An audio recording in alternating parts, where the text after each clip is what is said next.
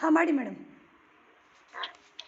ಕರ್ನಾಟಕ ಸರ್ಕಾರ ಕಾಲೇಜು ಶಿಕ್ಷಣ ಇಲಾಖೆ ಸರ್ಕಾರಿ ಪ್ರಥಮ ದರ್ಜೆ college Bhatkal history and economics and inter disciplinary approach ಈ ಕಾರ್ಯಕ್ರಮದ ಸಂಪನ್ಮೂಲ ವ್ಯಕ್ತಿಯಾದ ಡಾಕ್ಟರ್ ಶ್ರೀಪತಿ ಕಲ್ಲೂರಾಯ್ ಇವರಿಗೆ ನಮ್ಮ ಕಾಲೇಜಿನ ಹಾಗೂ ನಮ್ಮೆಲ್ಲರ ಪರವಾಗಿ ಸ್ವಾಗತವನ್ನು ಕೋರುತ್ತೇನೆ. ಈ ಕಾರ್ಯಕ್ರಮದ ಅಧ್ಯಕ್ಷತೆಯನ್ನು ವಹಿಸಿರುವ ನಮ್ಮ ಕಾಲೇಜಿನ ಪ್ರಾಂಶುಪಾಲರಾದ ಡಾಕ್ಟರ್ ಭಾಗೀರಥಿ ನಾಯ್ಕ್ ಇವರಿಗೆ ನಮ್ಮೆಲ್ಲರ ಪರವಾಗಿ ಸ್ವಾಗತವನ್ನು ಕೋರುತ್ತೇನೆ. ಕಾರ್ಯಕ್ರಮದಲ್ಲಿರುವ ನನ್ನ ಎಲ್ಲ ಸಹೋದ್ಯೋಗಿಗಳಿಗೆ ಹಾಗೂ ಎಲ್ಲ ವಿದ್ಯಾರ್ಥಿಗಳಿಗೆ ಸ್ವಾಗತವನ್ನು ಕೋರುತ್ತಾ ಈಗ ಸಂಪನ್ಮೂಲ ವ್ಯಕ್ತಿಯಾದ ಡಾಕ್ಟರ್ ಶ್ರೀಪತಿ ಕಲ್ಲೂರಾಯ್ ಇವರನ್ನು ಪರಿಚಯ ಮಾಡಿಕೊಡಬೇಕಾಗಿ ಇತಿಹಾಸ ವಿಭಾಗದ ಪ್ರಾಧ್ಯಾಪಕರಾದ ವೈಶಾಲಿ ಜಿಆರ್ ಇವರಲ್ಲಿ ಕೇಳಿಕೊಳ್ಳುತ್ತೇನೆ. Thank you madam. Thank you. ನಮಸ್ತೆ ಸರ್. ನಮಸ್ತೆ ಸರ್, ಅನ್ನ ಈ ಕಾರ್ಯಕ್ರಮದಲ್ಲಿ ಪರಿಚಯ ಮಾಡಲಿಕ್ಕೆ ನನಗೆ ತುಂಬ ಸಂತೋಷ ಆಗ್ತಾ ಇದೆ.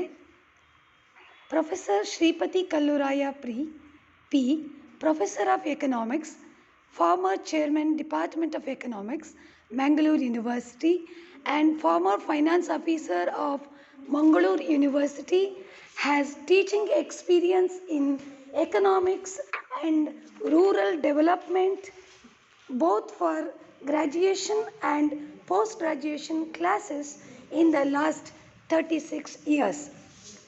His area of specialization and research is development economics, rural development and institutional economics.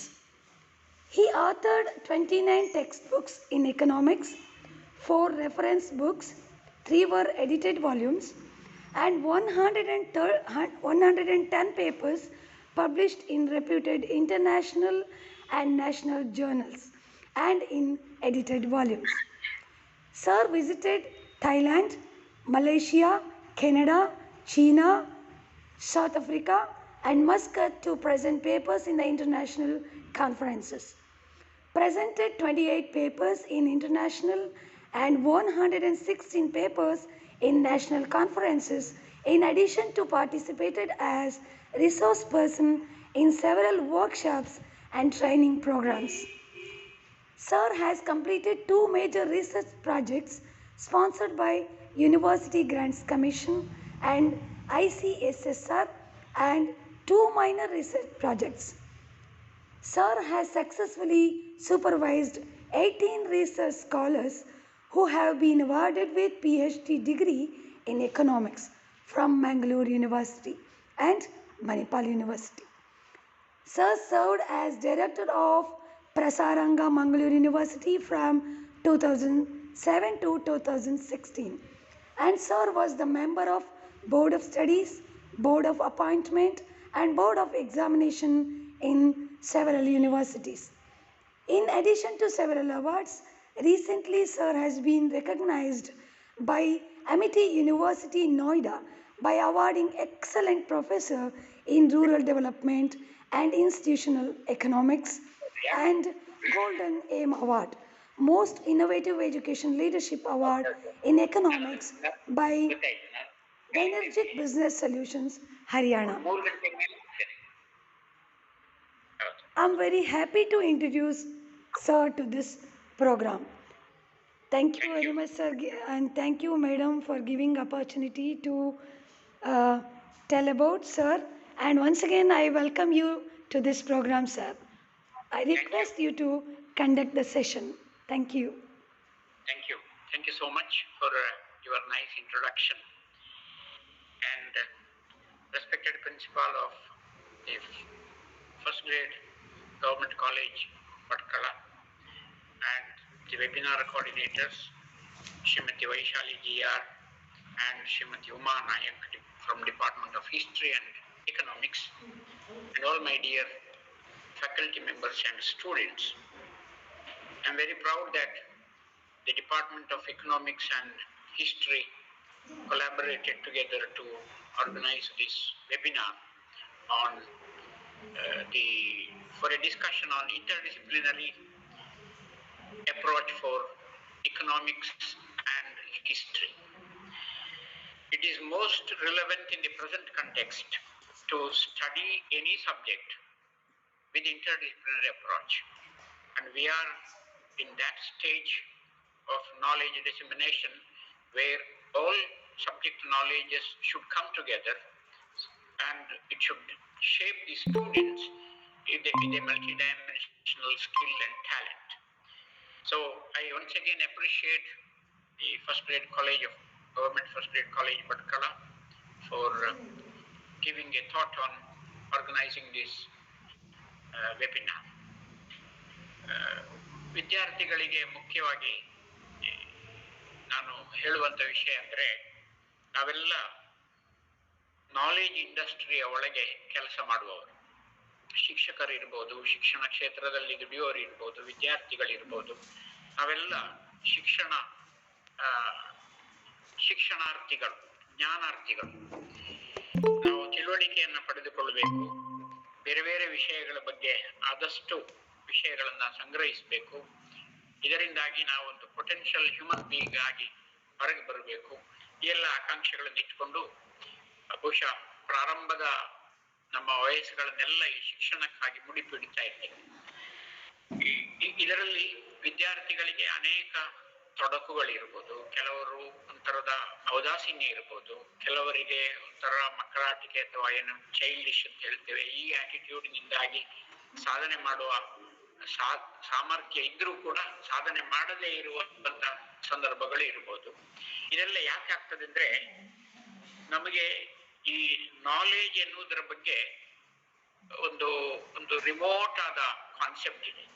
Knowledge ಅಂತ ಹೇಳುದು ಅದನ್ನು ನಾವು ನಮ್ಮ ಹತ್ರದಲ್ಲಿ ಅದನ್ನು ತಿಳಿದುಕೊಳ್ಬೇಕು.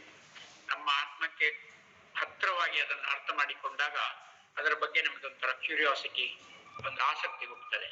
ಶಿಕ್ಷಣವನ್ನ ನಮ್ಮದಾಗಿ, ಯಾವುದೇ ಜ್ಞಾನವನ್ನ ನಮ್ಮದಾಗಿ ಮಾಡಿಕೊಳ್ಬೇಕಿದ್ರೆ ಮೇನ್ ಬೇಕಾಗಿರೋದು ಆಸಕ್ತಿ, ಕ್ಯೂರಿಯಾಸಿಟಿ ಅಂತ ಹೇಳ್ತೇವೆ, ಕುತೂಹಲ. ಈ ಕುತೂಹಲವೇ ನಿಮ್ಮನ್ನು ಓದಿಸ್ತಾ ಹೋಗ್ತದೆ, ಹೊಸ ಹೊಸ ವಿಷಯಗಳನ್ನು ತಿಳಿಯುವುದಕ್ಕೆ ಪ್ರಮೋಟ್ ಮಾಡುತ್ತದೆ. ಈ ರೀತಿ ಕಲಿತಾಗ ಮಾತ್ರ ನಾವು ಕಲಿತದ್ದು ನಮ್ಮ ಹತ್ರ ಉಳಿಯುತ್ತದೆ, ನಮ್ಮಲ್ಲಿ ಒಂದು ಮಾನವ ಸಂಪನ್ಮೂಲವಾಗಿ ನಾವು ರೂಪುಗೊಳ್ಳುವುದಕ್ಕೆ ಸಹಾಯ ಮಾಡುತ್ತದೆ. ಅದರಿಂದ ನಾಲೆಜ್ ಅಂತ ಹೇಳುವುದು ಬೇರೆ ಬೇರೆ ಫಾರ್ಮಲ್ಲಿ ಇರ್ತದೆ. ಬೇರೆ ಬೇರೆ ಫಾರ್ಮಲ್ಲಿ ಅದನ್ನ ಈಗ ನಾವು ಓದಬಹುದು, ಇನ್ನೊಬ್ಬರ ಹತ್ರ ಅನುಭವ ತಿಳಿಬಹುದು, ಇನ್ನೊಬ್ರು ಹೇಳಿದ್ದ ಗೈಡ್ ಮಾಡಿದ್ದನ್ನ ಫಾಲೋ ಮಾಡಬಹುದು. ಈ ರೀತಿ ಅನೇಕ ರೀತಿಯಲ್ಲಿ ನಮ್ಮನ್ನು ನಾವು ರೂಪಿಸಿಕೊಳ್ಳಲಿಕ್ಕೆ ಸಾಧ್ಯ ಉಂಟು. ಈ ನಾಲೆಜ್ ಅನ್ನ ನಿರ್ವಹಣೆ ಮಾಡೋದು, ಅಥವಾ ನಾವೇನ್ ಹೇಳ್ತೇವೆ ಟೀಚಿಂಗ್ ಲರ್ನಿಂಗ್ ಪ್ರಾಸೆಸ್. ನಮ್ಮ ಕ್ಲಾಸ್ ರೂಮ್ ಟೀಚಿಂಗ್ ನಲ್ಲಿ ಏನ್ ನಡೀತದೆ ಅಂದ್ರೆ, ವಿಶ್ವವಿದ್ಯಾನಿಲಯ ಅಥವಾ ಈ ತರದ ಸಂಸ್ಥೆಗಳು, ಕೆಲವು ಬೋರ್ಡ್ಗಳು ಇರ್ಬೋದು, ಸಂಸ್ಥೆಗಳು ಅದಕ್ಕೆ ಒಂದು ರೂಪವನ್ನು ಕೊಡುತ್ತದೆ. ಇಂಥ ಸಿಲೆಬಸ್ ಅನ್ನ ಇಷ್ಟು ಅವರ್ಸ್ ಕ್ಲಾಸ್ ಮಾಡಬೇಕು, ಈ ಕ್ಲಾಸಿನಲ್ಲಿ ಇಂಥ ಟೀಚರ್ಸ್, ಇದನ್ನ ಕ್ವಾಲಿಫೈಡ್ ಟೀಚರ್ಸ್ ಹೇಳಿಕೊಡ್ಬೇಕು, ಇದನ್ನ ವಿದ್ಯಾರ್ಥಿಗಳು ಕಲಿಬೇಕು. ಇದೊಂದು ಫಾರ್ಮಲ್ ಎಜುಕೇಶನ್ ಆಗ್ತದೆ. ಇದಲ್ಲದೆ, ಈ ಫಾರ್ಮಲ್ ಎಜುಕೇಶನ್ ಅಲ್ಲದೆ ನಾವು ಅನೇಕ ವಿಷಯಗಳನ್ನ ಕಲಿತೇವೆ ಕಾಲೇಜಿಗೆ ಬಂದಾಗ. ಈಗ ಕಾಲೇಜಿಗೆ ಬಾರದೇ ವಿಷಯಗಳನ್ನ ಕಲಿಯುವ ಸಾಧ್ಯತೆಗಳು ಇದೆ. ಮನೆಯಲ್ಲೇ ಕೂತು ಓದಿ ತಿಳಿಬಹುದು. ಆದ್ರೆ ಕಾಲೇಜಿನಲ್ಲಿ ಬಂದು ಕಲಿತಾಗ ಅದರ ಪರಿಣಾಮ ಬೇರೆ, ಅದರ ಇಂಪ್ಯಾಕ್ಟ್ ಬೇರೆ ಇರ್ತದೆ. ಸೊ ಈ ರೀತಿ ನಾವು ಕಾಲೇಜು ಶಿಕ್ಷಣದಲ್ಲಿ ಕಲಿಯುವಾಗ ಆ ಟೀಚಿಂಗ್ ಲರ್ನಿಂಗ್ ಪ್ರೋಸೆಸ್ ಅನ್ನ ಮ್ಯಾನೇಜ್ ಮಾಡುವುದಕ್ಕೆ, ನಿರ್ವಹಣೆ ಮಾಡುವುದಕ್ಕೆ ನಾವೇನ್ ಮಾಡ್ತೇವೆ ಅಂದ್ರೆ, ಬೇರೆ ಬೇರೆ ವಿಭಾಗಗಳಾಗಿ ಗುರುತಿಸಿಕೊಳ್ಳುತ್ತೇವೆ. ಅದು ಸೈನ್ಸ್ ಫ್ಯಾಕಲ್ಟಿ ಅಂತ ಇರಬಹುದು, ಅಥವಾ ಆರ್ಟ್ಸ್ ಫ್ಯಾಕಲ್ಟಿ ಅಂತ ಇರಬಹುದು, ಅಥವಾ ಕಾಮರ್ಸ್ ಅಂಡ್ ಮ್ಯಾನೇಜ್ಮೆಂಟ್ ಫ್ಯಾಕಲ್ಟಿ ಅಂತ ಇರಬಹುದು, ಎಜುಕೇಶನ್ ಫ್ಯಾಕಲ್ಟಿ ಅಂತ ಇರಬಹುದು.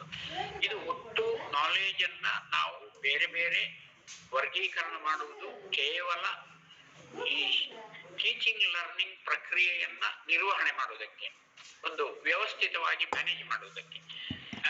ಹಾಗೆಂತ ಸಬ್ಜೆಕ್ಟ್ಗಳೆಲ್ಲ ಬೇರೆ ಅಲ್ಲ. ಈಗ ಸೈನ್ಸ್ ಫ್ಯಾಕಲ್ಟಿಯಲ್ಲಿ ನೀವು ಹೋದ್ರೆ ಅನೇಕ ವಿಭಾಗಗಳಿದೆ. ಕೆಮಿಸ್ಟ್ರಿ ಇದೆ, ಫಿಸಿಕ್ಸ್ ಇದೆ, ಆಮೇಲೆ ಬಯೋಸೈನ್ಸ್ ಇದೆ, ಲೈಫ್ ಸೈನ್ಸ್ ಇದೆ, ಅದರೊಳಗೆ ಮತ್ತೆ ಝೂವಾಲಜಿ, ಬಾಟನಿ, ಈ ತರದ ತುಂಬಾ ಸಬ್ಜೆಕ್ಟ್ಗಳು ಬರ್ತವೆ. ಅದೇ ರೀತಿ ನೀವು ಸಮಾಜ ವಿಜ್ಞಾನಕ್ಕೆ ಅಥವಾ ಫ್ಯಾಕಲ್ಟಿ ಆಫ್ ಆರ್ಟ್ಸ್ಗೆ ಬರುವಾಗ ಇತಿಹಾಸ, ಸಮಾಜಶಾಸ್ತ್ರ, ಇಕನಾಮಿಕ್ಸ್, ಈ ತರದ ಅನೇಕ ಸಬ್ಜೆಕ್ಟ್ಗಳನ್ನ ನಾವು, ಪೊಲಿಟಿಕಲ್ ಸೈನ್ಸ್ ಇರ್ಬೋದು, MSW ಅಂತ ಇರ್ಬೋದು, ಅಥವಾ ಮಾಸ್ಟರ್ ಆಫ್ ಸೋಷಿಯಲ್ ವರ್ಕ್ ಅಂತ ಇರ್ಬೋದು. ಸೊ ಹೀಗೆ ಅನೇಕ ಶಾಸ್ತ್ರಗಳು ನಾವು ಅದರಲ್ಲಿ ವಿಭಾಗ ಮಾಡಿಕೊಳ್ತೇವೆ. ಈ ಎಲ್ಲ ವಿಭಾಗಗಳು ಟೀಚಿಂಗ್ ಲರ್ನಿಂಗ್ ಪ್ರಕ್ರಿಯೆಯನ್ನ ಒಂದು ಸುಸೂತ್ರವಾಗಿ ನಿರ್ವಹಣೆ ಮಾಡುವ ಕಾರಣಕ್ಕೆ ಮಾತ್ರ. ಹಾಗೆಂತ ಅವುಗಳೆಲ್ಲ ಸಪರೇಟ್ ಸಬ್ಜೆಕ್ಟ್ಗಳಲ್ಲ. We are not isolating the subjects into different forms. ಅವೆಲ್ಲ ಎಲ್ಲಿಯೂ ನೀವು ಕಂಪಾರ್ಟ್ಮೆಂಟಲೈಸ್ ಮಾಡಲಾಗದೇ ಇರುವಂತಹ ನಾಲೆಜ್ಗಳು. ಆದ್ರೆ ಕಲಿಕೆಯನ್ನು ಸುಗಮಗೊಳಿಸುವುದಕ್ಕೋಸ್ಕರ, ಕಲಿಕೆಯನ್ನು ಪರಿಣಾಮಕಾರಿಯಾಗಿ ಮಾಡುವುದಕ್ಕೋಸ್ಕರ ನಾವು ಈ ವಿಭಾಗಗಳನ್ನ ಗುರುತಿಸಿಕೊಳ್ತೇವೆ. ಸೊ ಈ ರೀತಿ ಜ್ಞಾನ ಭಂಡಾರ ಅಥವಾ ಜ್ಞಾನಕೋಶ ಅನ್ನೋದು ಬಹಳ ವಿಶಾಲವಾದ ಒಂದು ಸಂಗತಿ. ಅದರಲ್ಲಿ ಅನೇಕ ಸಂಗತಿಗಳಿರ್ತವೆ, ಮತ್ತೆ ಹಳೆಯ ವಿಷಯಗಳು ಇರ್ತವೆ. ಇದೊಂದು ಲೈಬ್ರರಿಯಲ್ಲಿ ಹಳೆಯ ಪುಸ್ತಕ ಸ್ಟಾಕ್ ಇದ್ದ ಹಾಗೆ. ನಾಲೆಜ್ ಕೋಶದಲ್ಲಿ ಅನೇಕ ವಿಷಯಗಳು ಹಳತ್ತಿರ್ತವೆ, ಅನೇಕ ವಿಷಯಗಳು ಪ್ರಸ್ತುತ ಇರ್ತದೆ, ಅನೇಕ ವಿಷಯಗಳು ಮುಂದೆ ನಾವು ಗಮನ ಕೊಡಬೇಕಾದ್ದು ಇರ್ತದೆ. ಸೊ ಅದರಿಂದ ಇದು ಕಾಲಾತೀತವಾಗಿರ್ತದೆ, ಇದು ವಿಭಾಗಾತೀತವಾಗಿರ್ತದೆ. ಅಂದ್ರೆ ಇಂಥ ವಿಭಾಗಕ್ಕೆ ಸೀಮಿತ ಅಂತ ಇರುವುದಿಲ್ಲ. ಸೊ ತಿಳುವಳಿಕೆ ಅನ್ನೋದು ನಮಗೆ ಒಂದು ಅಗಾಧವಾದ ಒಂದು ಲೋಕ. ಅದು ನಾಲೆಜ್ ವರ್ಲ್ಡ್ ಅಂತ ನಾನು ಅದನ್ನು ಹೇಳ್ತೇನೆ. ನೀವು ಅದರಲ್ಲಿ ಹೋಗಿ ವಿಹರಿಸ್ತಾ ಹೋದ್ರೆ ಅನೇಕ ವಿಷಯಗಳು, ಅನೇಕ ಸಂಗತಿಗಳು ತಿಳಿತವೆ. ನಮಗೆ ಗೊತ್ತಿರುವುದು ಏನು ಇಲ್ಲ ಅಂತ ಹೇಳುವುದನ್ನು ನಾವು ಗುರುತಿಸಿಕೊಳ್ಳಲಿಕ್ಕೆ ಸಾಧ್ಯ ಆಗ್ತದೆ. ಈ ಕಾರಣಕ್ಕೆ ನಾವು ಅವುಗಳನ್ನ ಬೇರೆ ಬೇರೆ ವಿಭಾಗಗಳಾಗಿ ಗುರುತಿಸಿಕೊಂಡು ಒಂದೊಂದು ವಿಭಾಗಗಳಲ್ಲಿ ನಾವು ಸ್ಪೆಷಲೈಸ್ ಮಾಡ್ತಾ ಹೋಗ್ತೇವೆ. ಈಗ ಸೈನ್ಸ್ ಓದಿದವರು ಡಿಗ್ರಿಯಲ್ಲಿ ಫಿಸಿಕ್ಸ್, ಕೆಮಿಸ್ಟ್ರಿ, ಮ್ಯಾಥಮೆಟಿಕ್ಸ್ ಅಂತ ಒಂದು ಸಬ್ಜೆಕ್ಟ್ ಓದ್ತಾರೆ ಅಂತ ಇಟ್ಕೊಳ್ಳಿ. ಅವರು PGಗೆ ಬರುವಾಗ ಒಂದೋ ಫಿಸಿಕ್ಸ್, ಇಲ್ಲಾಂದ್ರೆ ಕೆಮಿಸ್ಟ್ರಿ, ಇಲ್ಲಾಂದ್ರೆ ಬಯೋಸೈನ್ಸ್. ಸೊ ಹೀಗೆ ಒಂದೊಂದು ಸ್ಪೆಷಲೈಸೇಷನ್ ಆಗ್ತದೆ. ಒಂದೊಂದ್ಸಲ MSc ಆದ ಮೇಲೆ ಮತ್ತೆ ಪುನಃ ಯಾವುದೋ ಕೆಮಿಸ್ಟ್ರಿಯಲ್ಲಿ ಒಂದು ಆರ್ಗ್ಯಾನಿಕ್ ಕೆಮಿಸ್ಟ್ರಿ ಇರ್ಬೋದು, ಇನ್ಆರ್ಗ್ಯಾನಿಕ್ ಕೆಮಿಸ್ಟ್ರಿ ಇರ್ಬೋದು, ಅಥವಾ ಫಿಸಿಕಲ್ ಕೆಮಿಸ್ಟ್ರಿ ಇರ್ಬೋದು, ಬಯೋ ಕೆಮಿಸ್ಟ್ರಿ ಇರ್ಬೋದು, ಇಂಡಸ್ಟ್ರಿಯಲ್ ಕೆಮಿಸ್ಟ್ರಿ ಇರ್ಬೋದು, ಒಂದನ್ನ ಸೆಲೆಕ್ಟ್ ಮಾಡ್ತಾರೆ. ಸೊ ಇದು ವೇ ಆಫ್ ಸ್ಪೆಷಲೈಸೇಷನ್. ಈ ಟೀಚಿಂಗ್ ಲರ್ನಿಂಗ್ ಪ್ರೋಸೆಸ್ಸಿನ ನಿರ್ವಹಣೆಗೆ ಮಾಡಿಕೊಂಡ ಒಂದು ವೈಧಾನಿಕತೆ, ಒಂದು ಮೆಥಡಾಲಜಿ. ಸೊ ಇದರಲ್ಲಿ ನಾವೀಗ ತಿಳಿದ ಹಾಗೆ arts, science, commerce and management, education, 4 ಫ್ಯಾಕಲ್ಟಿಗಳಲ್ಲಿ ಆರ್ಟ್ಸ್ ಫ್ಯಾಕಲ್ಟಿಯನ್ನು ನೀವು ಗಮನಿಸಿಕೊಳ್ಳಿ. ಯಾಕೆಂದ್ರೆ ನಾವೆಲ್ಲ ಆರ್ಟ್ಸ್ ಫ್ಯಾಕಲ್ಟಿಯಲ್ಲಿ ಅಥವಾ ಹ್ಯುಮ್ಯಾನಿಟೀಸ್ ಅಲ್ಲಿ ಓದುವವರು, ಅದರ ಬಗ್ಗೆ ಶಿಕ್ಷಣವನ್ನ ಹೆಚ್ಚು ಪಡೀಲಿಕ್ಕೆ ಆಸಕ್ತಿ ಇರುವವರು. ಇದರಲ್ಲಿ ಇತಿಹಾಸ ಇದೆ, ಲ್ಯಾಂಗ್ವೇಜ್ಗಳಿದೆ, ಆಮೇಲೆ ಸಮಾಜಶಾಸ್ತ್ರ ಇದೆ, ರಾಜಕೀಯ ಶಾಸ್ತ್ರ ಇದೆ, ಆಮೇಲೆ ಸೋಷಿಯಲ್ ವರ್ಕ್ ಅಂತ ಇದೆ. ಸೊ ಹೀಗೆ ಅನೇಕ ಸಬ್ಜೆಕ್ಟ್ಗಳು ಅದರಲ್ಲಿ ಇರ್ತವೆ. ಈ ಅನೇಕ ಸಬ್ಜೆಕ್ಟ್ಗಳು ಕೂಡ ಒಂದಕ್ಕೊಂದು ಪೂರಕವಾಗಿ ಅಂತರಶಿಸ್ತುವಿಗೆ ಒಳಪಟ್ಟದ್ದಾಗಿರುತ್ತವೆ. ಇದು ಎಲ್ಲಿಯೂ ಕಂಪಾರ್ಟ್ಮೆಂಟಲೈಸ್ ಆಗಿ ಬೇರೆ ಬೇರೆ ಕೋಣೆಯಲ್ಲಿ ಇಡುವಂತಹ ವಿಷಯಗಳೇ ಅಲ್ಲ. ಒಂದಕ್ಕೊಂದು ಸಮನ್ವಯವಾಗಿ ಒಂದಕ್ಕೊಂದು. ಆದರೆ ಈ ಡಿಗ್ರಿ ಶಿಕ್ಷಣವನ್ನ ಅಥವಾ ನಂತರದ ಪೋಸ್ಟ್ ಗ್ರಾಜುಯೇಷನ್ ಶಿಕ್ಷಣವನ್ನ ಒಂದು ವ್ಯವಸ್ಥಿತವಾಗಿ, ಶಿಸ್ತುಬದ್ಧವಾಗಿ, ಫೋಕಸ್ಡ್ ಆಗಿ ಮಾಡುವ ಕಾರಣಕ್ಕೆ ಮಾತ್ರ ಅದನ್ನ ನಾವು ವಿಭಾಗಿಸಿಕೊಂಡಿರ್ತೇವೆ. ಇದು ನಿರ್ವಹಣೆ. ಅದನ್ನೇ ನಾನು ಪ್ರಾರಂಭದಲ್ಲಿ ಹೇಳಿದೆ. ಈ ಟೀಚಿಂಗ್ ಲರ್ನಿಂಗ್ ಪ್ರಕ್ರಿಯೆಯ ನಿರ್ವಹಣಾ ವಿಧಾನಕ್ಕೋಸ್ಕರ ಮಾತ್ರ ಇದು ಬೇರೆ ಬೇರೆ ಸಬ್ಜೆಕ್ಟ್ಗಳಾಗಿ ಉಳ್ಕೊಳ್ತವೆ. ಈಗ ಈ ಸಮಾಜ ವಿಜ್ಞಾನದಲ್ಲಿ ನಾವು ಗಮನಿಸಿದ್ರೆ ಇತಿಹಾಸ, ನಾವೀಗ ಇತಿಹಾಸ ಮತ್ತೆ ಇಕನಾಮಿಕ್ಸ್ನವರು ಒಟ್ಟಿಗೆ ಸೇರಿದಾಗ ಇಲ್ಲಿ ಇಕನಾಮಿಕ್ಸ್ ಶ್ರೇಷ್ಠವೋ, ಇತಿಹಾಸ ಶ್ರೇಷ್ಠವೋ, ಅಥವಾ ಇಕನಾಮಿಕ್ಸ್ ಬೇರೆಯೇ, ಇತಿಹಾಸ ಬೇರೆಯೇ ಅಂತ ಹೇಳುವ ಆರ್ಗ್ಯುಮೆಂಟ್ಗಳಿಗೆ ಎಲ್ಲಿಯೂ ಸ್ಕೋಪ್ ಇಲ್ಲ. ಯಾಕಂದ್ರೆ ಈ ಎಲ್ಲಾ ಸಬ್ಜೆಕ್ಟ್ಗಳು ಒಂದಕ್ಕೊಂದು ಅಂತರ್ಶಿಸ್ತು ಬಂಧಗಳನ್ನ ಹೊಂದಿಕೊಂಡಿವೆ. ಆ ಬಂಧಗಳು ಎಷ್ಟು, ಹೇಗೆ, ಏನು ಎಂಬುದನ್ನು ನಾವು ಆಲೋಚನೆ ಮಾಡಬೇಕು. ವಿದ್ಯಾರ್ಥಿಗಳಿಗೆ ನನ್ನ ಮನವಿ, ಒಂದು ಕ್ಷಣಕ್ಕೆ ನಿಮ್ಮ ಸಿಲೆಬಸ್, ಕ್ಲಾಸ್ ರೂಮಿನ ಆಲೋಚನೆಗಳನ್ನೆಲ್ಲ ಬಿಟ್ಟು ನೀವು ಇತಿಹಾಸ ಮತ್ತೆ ಅರ್ಥಶಾಸ್ತ್ರವನ್ನು ಒಂದು ಹೊರಗಿನವರಾಗಿ ಆಲೋಚನೆ ಮಾಡ್ಲಿಕ್ಕೆ ಈಗ ಶುರು ಮಾಡಿ. ಆವಾಗ ನಿಮ್ಗೆ ಗೊತ್ತಾಗ್ತದೆ. ಈಗ ಉದಾಹರಣೆಗೆ ಇತಿಹಾಸ ಅಂತ ಓದುವವರು ನಿಮಗೆ ಇದರ ಇತಿಹಾಸ ಅಂದ್ರೆ ಏನು, ಇದರ ಸ್ಕೋಪ್ ಏನು, ಇದರಲ್ಲಿ ಬರುವ ವಿವಿಧ ಹಂತಗಳು ಯಾವುದು, ಏನ್ ಕಲಿತೀರಿ, ಇದರ ಬಗ್ಗೆ ಎಲ್ಲ ನಿಮ್ಗೆ ಈಗ ಫಸ್ಟ್ ಇಯರ್, ಸೆಕೆಂಡ್ ಇಯರ್ ಅಲ್ಲಿ ಅದರಲ್ಲಿ ಇರುವ ಮತ್ತೆ ಉಪ ಪಾಠಗಳ ಬಗ್ಗೆ ಎಲ್ಲ ನಿಮ್ಮ ಮೇಷ್ಟ್ರುಗಳು ಹೇಳಿ ಇರ್ಬೋದು. ಈಗ ಉದಾಹರಣೆ ಅಂದ್ರೆ ಇತಿಹಾಸ ಅಂದ್ರೆ ಅದರ ಡೆಫಿನಿಷನ್ ಏನು, ಅದರ ಒಂದು ಅದನ್ನು ವಿಮರ್ಶೆ ಮಾಡುವಾಗ ನೀವು ಬೇಸಿಕ್ ಕ್ವಶನ್ ಹಾಕಬೇಕು. ಇತಿಹಾಸ, ಹಿಸ್ಟ್ರಿ ಅಂದ್ರೆ ಏನು? ಹಿಸ್ಟ್ರಿ ಅಂದ್ರೆ ನನ್ನ ಅರ್ಥ ಮಾಡಿಕೊಂಡ ಹಾಗೆ ನಮ್ಮ ಎಲ್ಲಾ ನಾಲೆಜ್ಗಳಿಗೆ ನಾನು ಆಗ ತಿಳಿಸಿದ ಹಾಗೆ ಭೂತಕಾಲ ಇದೆ, ವರ್ತಮಾನ ಕಾಲ ಇದೆ, ಭವಿಷ್ಯತ್ ಕಾಲ ಇದೆ. ಭೂತಕಾಲದಲ್ಲಿ ನಡೆದ ಘಟನೆಗಳನ್ನೆಲ್ಲ ಮೆಲುಕು ಹಾಕಿ ಅದರ ಬಗ್ಗೆ ಅಧ್ಯಯನ ಮಾಡುವಂತದ್ದು ಇತಿಹಾಸ. ಇತಿಹಾಸ, ಇತಿಹಾಸದಲ್ಲಿ ಎರಡು ಶಬ್ದ ಇದೆ, ಒಂದು ಇತಿ, ಇನ್ನೊಂದು ಹಾಸ. ಇತಿ ಅಂದ್ರೆ ಹೀಗೆ ಅಂತ, ಇತಿ ಎನ್ನುವ ಶಬ್ದಕ್ಕೆ ಅರ್ಥ ಹೀಗೆ ಅಂತ. ಹಾಸ ಅಂದ್ರೆ ಆದದ್ದು. ಸೊ ಹಿಂದಿನ ಭೂತಕಾಲದಲ್ಲಿ ಆದ ಘಟನೆಗಳು ಏನು, ಅದು ಹೇಗೆ ಆಗಿದೆ ಎಂಬಿತ್ಯಾದಿಗಳ ಬಗ್ಗೆ ವಿವರಣಾತ್ಮಕವಾದ ಸಂಗ್ರಹಗಳನ್ನು ಮಾಡಿ ಅದನ್ನ ಪ್ರಕಟಿಸುವಂತದ್ದು ಇದು ಇತಿಹಾಸ ಆಗ್ತದೆ. ಇದು ಯಾಕೆ ಬೇಕು ಅಂತ ಕೇಳಬಹುದು. ನಮ್ಗೆ ಈಗ ವರ್ತಮಾನದಲ್ಲಿರುವವರಿಗೆ ಇತಿಹಾಸದ ಸಂಗತಿ ಯಾಕೆ ಬೇಕು? ಇತಿಹಾಸದ ಅನೇಕ ಸಂಗತಿಗಳೇ ನಮ್ಮ ಈಗಿರುವ ವರ್ತಮಾನಕ್ಕೆ ಬುನಾದಿಯಾಗಿರ್ತದೆ. ಅನೇಕ ವಿಷಯಗಳು ಹೊಸ ಹೊಸ ಆವಿಷ್ಕಾರಗಳು ಆಗುವುದೇ ಈ ಭೂತಕಾಲದ ಅನೇಕ ತಿಳುವಳಿಕೆಯಿಂದ. ಅದರಿಂದ ನಿಮ್ಮ ಇತಿಹಾಸದಲ್ಲಿ ನೀವು ಬಹುಶಃ ಅದನ್ನ ಇನ್ನೊಂದು ಇಂಗ್ಲಿಷ್ ನಲ್ಲಿ ಹೇಳುವುದಾದ್ರೆ ಹಿಸ್ಟೀರಿಯಾ ಅಂತ ಹೇಳೋದಕ್ಕೆ ಅರ್ಥ ವಿಚಾರಣೆ ಮಾಡೋದು, ತನಿಖೆ ಮಾಡೋದು, ಆ ಮೂಲಕ ಪಡೆದ ಜ್ಞಾನ ಏನು, ಇದನ್ನು ಹಿಸ್ಟ್ರಿ ಅಂತ ಹೇಳುದು ನಾವು.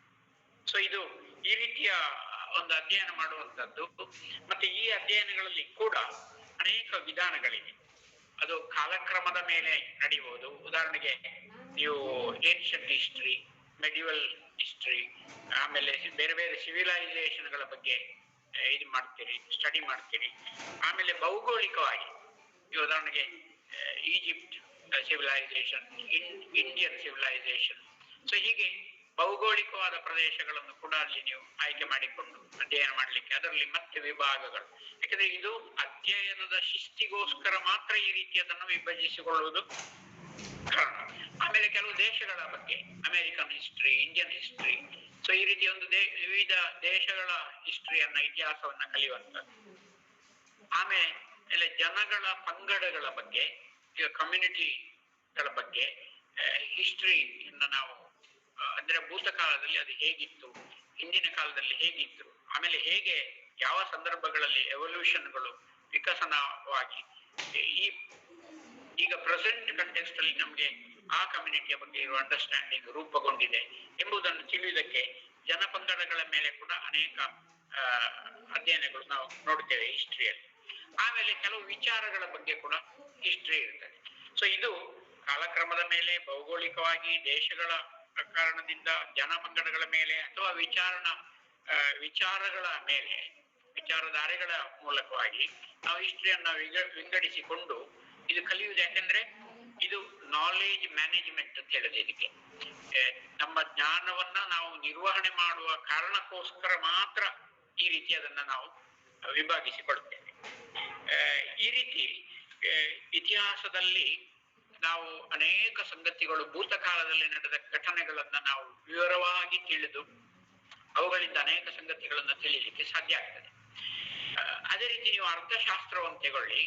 ಈ ಅರ್ಥಶಾಸ್ತ್ರದಲ್ಲಿ ಕೂಡ ನಾವು ಮುಖ್ಯವಾಗಿ ಕಲಿಯುವುದೇನೆಂದ್ರೆ ನಮ್ಮಲ್ಲಿರುವ ಸಂಪನ್ಮೂಲಗಳೇನು, ಈ ಸಂಪನ್ಮೂಲಗಳನ್ನ ನಾವು ಸುಸ್ಥಿರ ಅಭಿವೃದ್ಧಿಗಾಗಿ ಬಳಸಿಕೊಳ್ಳುವುದು ಹೇಗೆ, ಆಮೇಲೆ ಈ ಸಂಪನ್ಮೂಲಗಳನ್ನ ಬಳಸುವಾಗ ನಾವು ಮಾಡಬೇಕಾದ ಜಾಗೃತಿಗಳೇನು, ನಾವು ಉತ್ಪಾದನೆ ಮಾಡುವುದು ಹೇಗೆ, ಉತ್ಪಾದಿಸಿದ ವಸ್ತುಗಳನ್ನ ವಿತರಿಸುವುದು ಹೇಗೆ, ಆ ವಿತರಿಸಿದ ವಸ್ತುಗಳನ್ನ ನಾವು ಅನುಭವಿಸುವುದು ಹೇಗೆ ಅಥವಾ ಅದನ್ನ ಯುಟಿಲೈಸ್ ಮಾಡೋದು ಹೇಗೆ, ಕನ್ಸ್ಯೂಮ್ ಮಾಡೋದು ಹೇಗೆ. ಸೊ ಇದು ಮೂಲಭೂತ ಪ್ರಶ್ನೆ ಎಕನಾಮಿಕ್ಸ್ ನಲ್ಲಿ ಕೂಡ ಇರುವಂತದ್ದು. ಈ ಕಾರಣದಿಂದಾಗಿ ಹ್ಯೂಮನ್ ವೆಲ್ಫೇರ್ ಅನ್ನ ಅಥವಾ ಸೋಷಿಯಲ್ ವೆಲ್ಫೇರ್ ಅನ್ನ ಅಥವಾ ಪಬ್ಲಿಕ್ ವೆಲ್ಫೇರ್ ಅನ್ನ ಅಚೀವ್ ಮಾಡಲಿಕ್ಕೆ ನಾವು ಪ್ರಯತ್ನಿಸುವುದೇ ಈ ಅರ್ಥಶಾಸ್ತ್ರದಲ್ಲಿ ಮೂಲ ವಿಷಯಗಳಾಗಿರ್ತವೆ. ಸೊ ಅದರಿಂದ ಅರ್ಥಶಾಸ್ತ್ರದಲ್ಲಿ ಹೇಗೆ ಉತ್ಪಾದನೆ ಅಥವಾ production, distribution and consumption important ವಿಷಯವೋ, ಅದೇ ರೀತಿ ಇತಿಹಾಸದಲ್ಲಿ ಕೂಡ ಮುಖ್ಯವಾಗುವುದು ಹೀಗಿದೆ. ಭೂತಕಾಲದಲ್ಲಿ, ಹಿಂದಿನ ಕಾಲಗಳಲ್ಲಿ, ಬೇರೆ ಬೇರೆ ಕಾಲಘಟ್ಟಗಳಲ್ಲಿ ಹೇಗೆ ಮನುಷ್ಯರು ಬದುಕುತ್ತಿದ್ರು, ಹೇಗೆ ಉತ್ಪಾದಿಸ್ತಿದ್ರು, ಹೇಗೆ ವಿತರಿಸ್ತಿದ್ರು, ಹೇಗೆ ಅದನ್ನ ಅನುಭವಿಸ್ತಿದ್ರು, ಕನ್ಸ್ಯೂಮ್ ಮಾಡ್ತಿದ್ರು. ಸೊ ಅದರಿಂದ ಇತಿಹಾಸದಲ್ಲಿ ಅರ್ಥಶಾಸ್ತ್ರ ಪ್ರಮುಖವಾದ ಒಂದು ಚಾಪ್ಟರ್ ಆಗ್ತದೆ. ಈಗ ಉದಾಹರಣೆಗೆ ಅರ್ಥಶಾಸ್ತ್ರದಲ್ಲಿ ಬರುವ ಅನೇಕ ಉಪವಿಭಾಗಗಳೇನಿದೆ, ಕೃಷಿ ಅರ್ಥಶಾಸ್ತ್ರ ಇರ್ಬೋದು, ಅಗ್ರಿಕಲ್ಚರಲ್ ಎಕನಾಮಿಕ್ಸ್ ಅಂತ ನಾವು ಹೇಳ್ತೇವೆ, ಅಥವಾ ಇಂಡಸ್ಟ್ರಿಯಲ್ ಎಕನಾಮಿಕ್ಸ್, ಅಂತ ಹೇಳ್ತೇವೆ, ಎನ್ವೈರನ್ಮೆಂಟಲ್ ಇಕನಾಮಿಕ್ಸ್ ಅಂತ ಹೇಳ್ತೇವೆ, ಅಥವಾ ಪ್ರೊಡಕ್ಷನ್ ಇಕನಾಮಿಕ್ಸ್, ರಿಸೋರ್ಸ್ ಇಕನಾಮಿಕ್ಸ್. ಈ ರೀತಿ ಬೇರೆ ಬೇರೆ ವಿಭಾಗಗಳಿದೆ, ಮ್ಯಾಕ್ರೋ ಎಕನಾಮಿಕ್ಸ್, ಮೈಕ್ರೋ ಎಕನಾಮಿಕ್ಸ್ ಅಂತ. ಸೊ ಈ ಇಕನಾಮಿಕ್ಸ್ ಗಳನ್ನ ಬರುವ ವಿವಿಧ ವಿಭಾಗಗಳ ಉದ್ದೇಶವೇ ಈ ಸಮಾಜದ ಯೋಗಕ್ಷೇಮ. ಇತಿಹಾಸದಲ್ಲಿ ಕೂಡ ಸಮಾಜದ ಯೋಗಕ್ಷೇಮಕ್ಕಾಗಿ ಯಾವ ರೀತಿ ಯೋಚನೆ ಮಾಡ್ತಾ ಇದ್ರು, ಯಾವ ರೀತಿ ಚಿಂತನೆ ಮಾಡ್ತಾ ಇದ್ರು, ಯಾವ ರೀತಿ ಪಾಲಿಸಿ ಮಾಡ್ತಾ ಇದ್ರು, ಅವಾಗ ಯಾವ ರೀತಿಯ ಆಡಳಿತದ ಮೂಲಕ, ಯಾವ ರೀತಿಯ ನೀತಿಗಳ ಮೂಲಕ ಈ ಸುಸ್ಥಿರ ಅಭಿವೃದ್ಧಿಯ ಕಡೆಗೆ ಜನ ಯೋಚಿಸ್ತಾ ಇದ್ರು. ಅದಕ್ಕೆ ಸಂಬಂಧಪಟ್ಟವರು ಯಾವ ನಮೂನೆಯಲ್ಲಿ ಈ ಸಮಾಜದ ವೆಲ್ಫೇರ್ ಅನ್ನ ಅಥವಾ ಯೋಗಕ್ಷೇಮವನ್ನ ಉನ್ನತಿಗೊಳಿಸುವುದಕ್ಕೆ ಏನ್ ಕ್ರಮ ಕೈಗೊಳ್ತಾ ಇದ್ರು. ಸೊ ಇತ್ಯಾದಿಗಳನ್ನು ನಾವು ಇತಿಹಾಸದಲ್ಲಿ ತಿಳಿಲಿಕ್ಕೆ ಸಾಧ್ಯ ಆಗ್ತದೆ. ನಾವು ಇದನ್ನು ಒಂದು ದೃಷ್ಟಿಯಲ್ಲಿ ಇಕನಾಮಿಕ್ ಹಿಸ್ಟ್ರಿ ಅಂತ ಹೇಳ್ತೇವೆ. ನಾವು ಇಕನಾಮಿಕ್ ಹಿಸ್ಟ್ರಿ ಅಂತ ಒಂದು ಚಾಪ್ಟರ್ ಇದೆ.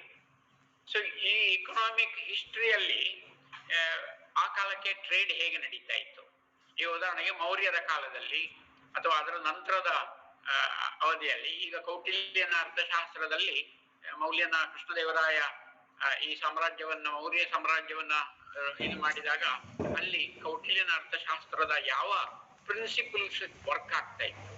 ಸೊ ಇದೆಲ್ಲ ಅರ್ಥಶಾಸ್ತ್ರದಲ್ಲಿ ಈ ವರ್ತಮಾನದಲ್ಲಿ ಓದುತ್ತಿರುವ ವಿದ್ಯಾರ್ಥಿಗಳಿಗೆ ಅದರ ಇತಿಹಾಸ ಗೊತ್ತಿರಬೇಕು.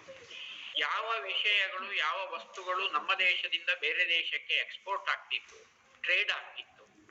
ಸೊ ಈಗ ನಮ್ಗೆ ನೀವು ಒಂದು ಇಂಟರ್ನೆಟ್ ನೋಡಿದ್ರೆ the most prominent goods which are exported from Indian economy ಅಂತ ಕೊಟ್ರೆ ನಿಮ್ಗೆ ಅದು ಲೀಸ್ಟ್ ಕೊಡ್ತದೆ, ಯಾವ ಯಾವ ದೇಶಕ್ಕೆ ಯಾವ ಯಾವ ವಸ್ತುಗಳು ಭಾರತದಿಂದ ಬೇರೆ ದೇಶಕ್ಕೆ ಎಕ್ಸ್ಪೋರ್ಟ್ ಆಗ್ತದೆ ಅಂತ ಲೀಸ್ಟ್ ಕೊಡ್ತದೆ, ಅದರ ಮೌಲ್ಯ ಕೂಡ ಸಿಗ್ತದೆ.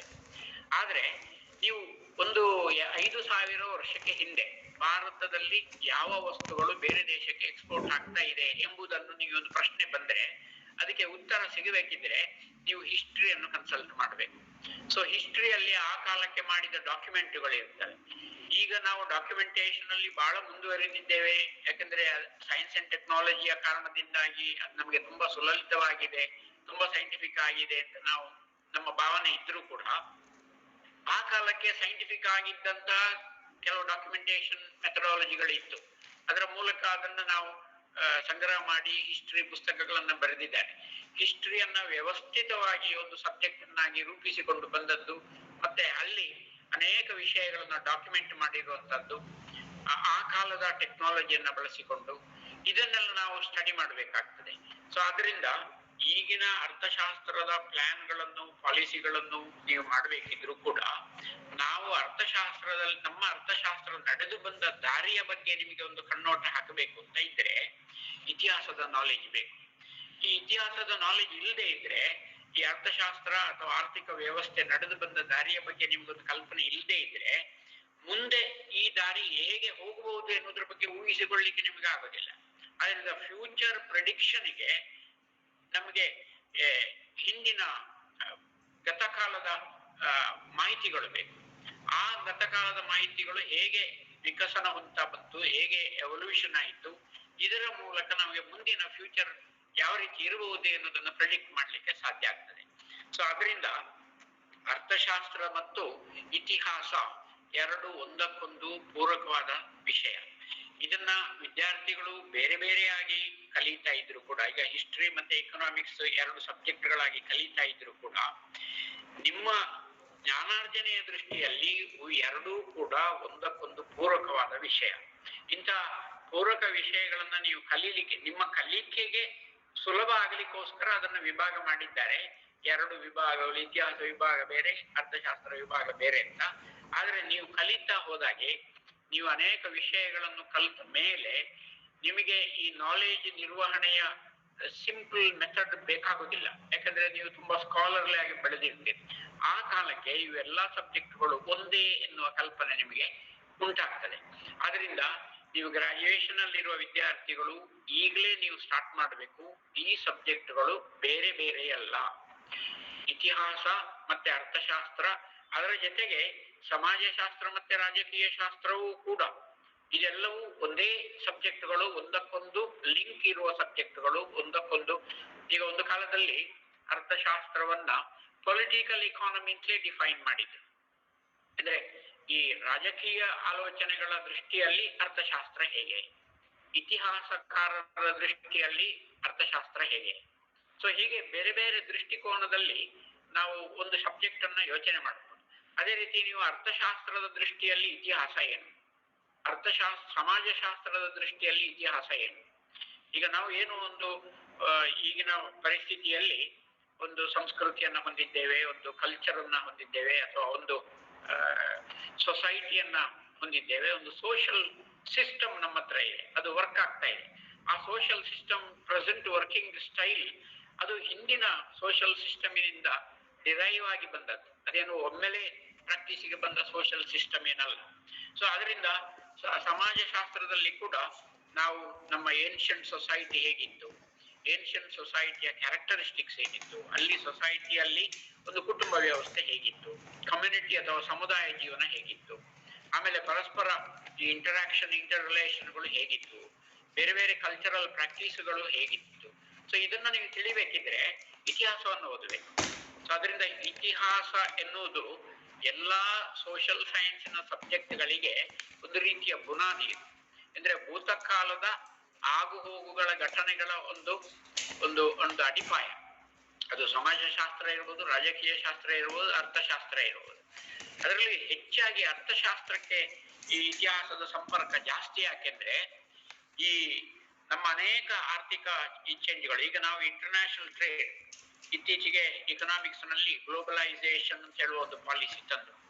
ಗ್ಲೋಬಲೈಸೇಷನ್ ಅಂದ್ರೆ ಜಾಗತೀಕರಣ, ಜಾಗತೀಕರಣ ಅಂದ್ರೆ ಈ ವಸ್ತುಗಳು ಮತ್ತೆ ಸರಕುಗಳು ಮತ್ತೆ ಸೇವಾ ಉತ್ಪನ್ನಗಳು ಒಂದು ದೇಶದಿಂದ ಇನ್ನೊಂದು ದೇಶಕ್ಕೆ ವಿನಿಮಯ ಮಾಡಿಕೊಳ್ಳುವುದಕ್ಕೆ ಯಾವುದೇ ಷರತ್ತುಗಳಿಲ್ಲ. ನಾವೊಂಥರ ಓಪನ್ ಇಕಾನಮಿ ಅಂತ ಇದನ್ನ ಹೇಳ್ತೇವೆ. ಅದನ್ನ ಬಹಳ ಲಿಬರಲೈಸ್ ಮಾಡಿದ್ರು. ಮೊದಲೆಲ್ಲ ತುಂಬಾ ರೆಸ್ಟ್ರಿಕ್ಷನ್ಸ್ ಇತ್ತು. ಕಾರಣ ಇದೆ, ಅಂದ್ರೆ ಆವಾಗ ನಾವು ಬೇರೆ ದೇಶದಿಂದ ವಸ್ತುಗಳನ್ನು ತರಿಸಿಕೊಳ್ಳುವುದು, ನಮ್ಮ ದೇಶದಿಂದ ಬೇರೆ ದೇಶಗಳಿಗೆ ವಸ್ತುಗಳನ್ನ ಕಳಿಸಿಕೊಡುವುದು ಬಹಳ ಸಮಸ್ಯೆ ಇತ್ತು. ಯಾಕೆಂದ್ರೆ ನಮ್ಮ ದೇಶದಲ್ಲಿ ಉತ್ಪಾದನೆಯಾಗುವ ಎಲ್ಲಾ ವಸ್ತುಗಳು ನಮ್ಮ ದೇಶದ ಪ್ರಜೆಗಳಿಗೆ ಎಷ್ಟು ಬೇಕೋ ಅಷ್ಟೇ ಆಗ್ತಿತ್ತು. ಅದರಲ್ಲಿ ಸರ್ಪ್ಲಸ್ ಇರಲಿಲ್ಲ. ಸರ್ಪ್ಲಸ್ ಇದ್ದಾಗ ನಾವು ಬೇರೆಯವರಿಗೆ ಅದನ್ನ ಮಾರಾಟ ಮಾಡುವುದಕ್ಕೆ ಯೋಚನೆ ಮಾಡಬಹುದು. ಈಗ ಹಾಗಲ್ಲ. ಆವಾಗ ಬಹುಶಃ 1980ರವರೆಗೂ ನಮ್ಮ ದೇಶದಲ್ಲಿ ಆಹಾರದ ಕೊರತೆ, per capita food availability was very less. So ಅವಾಗ ನಾವು ಬೇರೆ ದೇಶಕ್ಕೆ ಆಹಾರಕ್ಕಾಗಿ ಬೇಡುವ ಪರಿಸ್ಥಿತಿ ಇತ್ತು. ಸುಮಾರು 1980ರ ನಂತರ ನಾವು ಈ ಫುಡ್ ಇದರಲ್ಲಿ ಸೆಲ್ಫ್ ರಿಲಯಂಟ್ ಆದೆವು.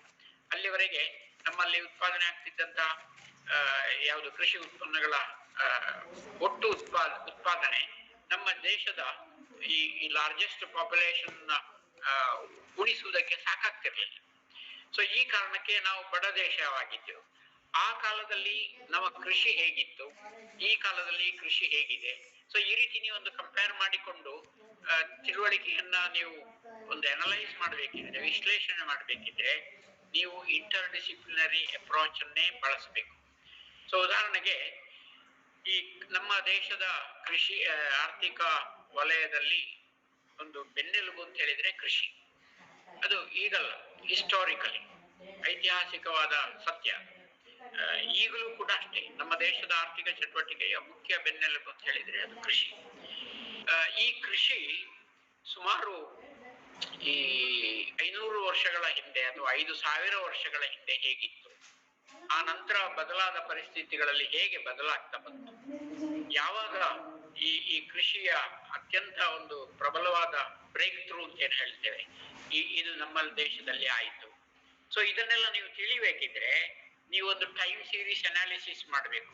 ಟೈಮ್ ಸೀರೀಸ್ ಅನಾಲಿಸಿಸ್ ಮಾಡಬೇಕು ಅಂತಿದ್ರೆ ನೀವು ಹಿಸ್ಟ್ರಿಯನ್ನ ತಿಳಿಲೇಬೇಕಾಗ್ತದೆ. ಆ ಕಾಲದಲ್ಲಿ ನಮ್ಮ ದೇಶದಿಂದ ಬೇರೆ ದೇಶಕ್ಕೆ ಯಾವ ರೀತಿಯ ವಾಣಿಜ್ಯ ವ್ಯಾಪಾರಗಳು ನಡೀತಾ ಇತ್ತು. ಸೊ ಈಗ ಯಾವ ರೀತಿಯ ಮಾರ್ಪಾಟುಗಳಾಗಿವೆ, ಗ್ಲೋಬಲೈಸೇಷನ್ ಆದ ಮೇಲೆ ಮತ್ತೆ ಗ್ಲೋಬಲೈಸೇಷನ್ಗಿಂತ ಹಿಂದೆ ಮತ್ತೆ ಅದಕ್ಕಿಂತ ಮೊದಲು ಇಂಡಿಪೆಂಡೆಂಟ್ ಸಿಗುವ, ಇದಕ್ಕೆಲ್ಲ ನಾವು ಏನ್ ಹೇಳ್ತೇವೆ ಅಂದ್ರೆ ಒಂದು ಬ್ರೇಕ್ ಇವನ್ ಪಾಯಿಂಟ್. ಸೊ ನಮ್ಮ ಬ್ರಿಟಿಷರು 1800ರ ದಶಕದಲ್ಲಿ ಬ್ರಿಟಿಷರು ಬರೋ ಅಲ್ಲಿಯವರೆಗೆ ನಮ್ಮ ಆರ್ಥಿಕ ಚಟುವಟಿಕೆಗಳು ಒಂದು ನಮೂನೆಯಲ್ಲಿದ್ದರೆ, ಬ್ರಿಟಿಷರು ಬಂದ ಮೇಲೆ ಆದ ಬದಲಾವಣೆಗಳು ಬೇರೆ, ಸ್ವಾತಂತ್ರ್ಯ ಸಿಕ್ಕಿದ ನಂತರ ಆದ ಬದಲಾವಣೆಗಳು ಬೇರೆ, ಗ್ಲೋಬಲೈಸೇಷನ್ ಆದ ಮೇಲೆ ಆದ ಬದಲಾವಣೆಗಳು ಬೇರೆ. ಹೀಗೆ ಹಂತ ಹಂತವಾಗಿ ನಾವು ಅದನ್ನು ಕೂಡ ಮಾಡರ್ನ್ ಹಿಸ್ಟ್ರಿಯಲ್ಲಿ ನಾವು ನಮ್ಮ ದೇಶದ ಆರ್ಥಿಕ ಪರಿಸ್ಥಿತಿ ಹೇಗಿತ್ತು ಎಂಬುದನ್ನು ವಿಶ್ಲೇಷಣೆ ಮಾಡಬಹುದು.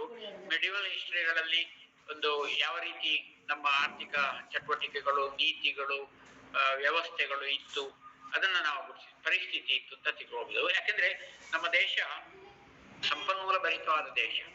ನಾವೀಗ ಏನು 5 ಟ್ರಿಲಿಯನ್ ಇಕಾನಮಿಗೆ ಹೋಗಬೇಕು ಅಂತ ನಮ್ಮ ಕೇಂದ್ರ ಸರ್ಕಾರ ಈಗ ಟಾರ್ಗೆಟ್ ಇಟ್ಕೊಂಡು 2024-25 ಹೊತ್ತಿಗೆ ಸುಮಾರು ನಾವು 5 ಟ್ರಿಲಿಯನ್ ಇಕಾನಮಿ ಆಗಬೇಕು ಅಂತ ಏನ್ ಹೇಳ್ತೇವೆ. ಇದನ್ನ ನೀವು ಇತಿಹಾಸ ನೋಡಿದ್ರೆ ಇಡೀ ವಿಶ್ವದಲ್ಲೇ 2ನೇ ಸ್ಥಾನದಲ್ಲಿ ನಾವು ಆರ್ಥಿಕವಾಗಿದ್ದೆವು. ಸುಮಾರು ಬ್ರಿಟಿಷರು ಬರುವುದಕ್ಕೆ ಮೊದಲು ನಮ್ಮ ದೇಶದ GDP ಇರ್ಬೋದು, ಒಟ್ಟು ಉತ್ಪನ್ನ ಇರ್ಬೋದು, ಒಟ್ಟು ಸಂಪನ್ಮೂಲಗಳ ಕ್ರೋಢೀಕರಣ ಆದದ್ದು ಇರ್ಬೋದು, ಇದೆಲ್ಲವೂ ಗಮನಿಸಿದ್ರೆ ನಾವು ವಿಶ್ವದಲ್ಲೇ 2ನೇ ಸ್ಥಾನದಲ್ಲಿದ್ದವರು.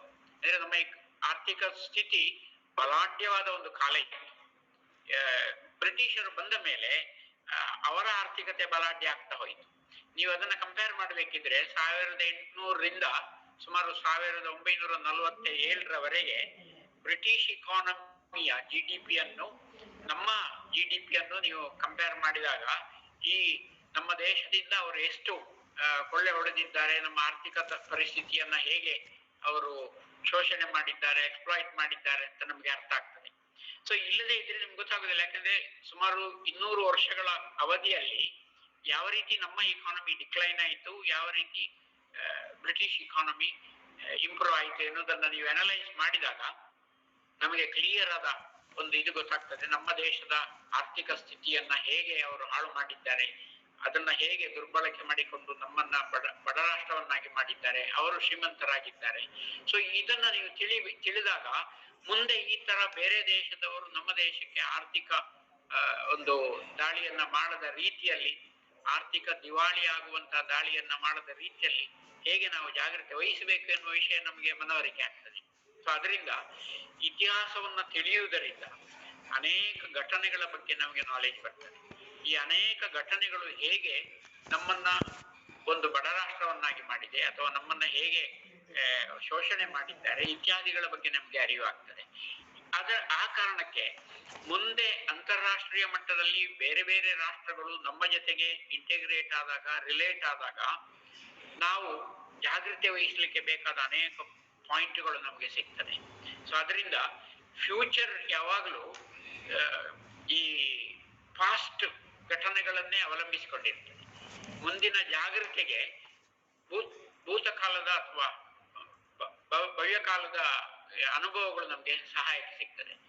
ಈ ಕಾರಣದಿಂದಾಗಿ ಆರ್ಥಿಕ ಅಭಿವೃದ್ಧಿಯನ್ನು ಹೊಂದುತ್ತಿರುವ ನಾವು ಜಾಗತೀಕರಣದ ಪಾಲಿಸಿಯನ್ನು ನಾವು ಹೊಂದಿಕೊಂಡ ಮೇಲೆ ಬೇರೆ ರಾಷ್ಟ್ರಗಳ ಆರ್ಥಿಕ ಪರಿಸ್ಥಿತಿಗಳು, ಅವರ ನೀತಿಗಳು, ಅವರ ಅಂತಾರಾಷ್ಟ್ರೀಯ ಸಂಬಂಧದ ನೀತಿಗಳು, ಇವುಗಳನ್ನೆಲ್ಲ ನಾವು ಸ್ಟಡಿ ಮಾಡಿಕೊಂಡು ಅದಕ್ಕೆ ಬೇಕಾದ ಸಿದ್ಧತೆಗಳನ್ನು ಮಾಡಿಕೊಂಡೇ ನಾವು ತಯಾರಾಗ್ತೇವೆ. ಈಗ ಆ ಕಾರಣಕ್ಕೆ ನೋಡಿ, ನಾವು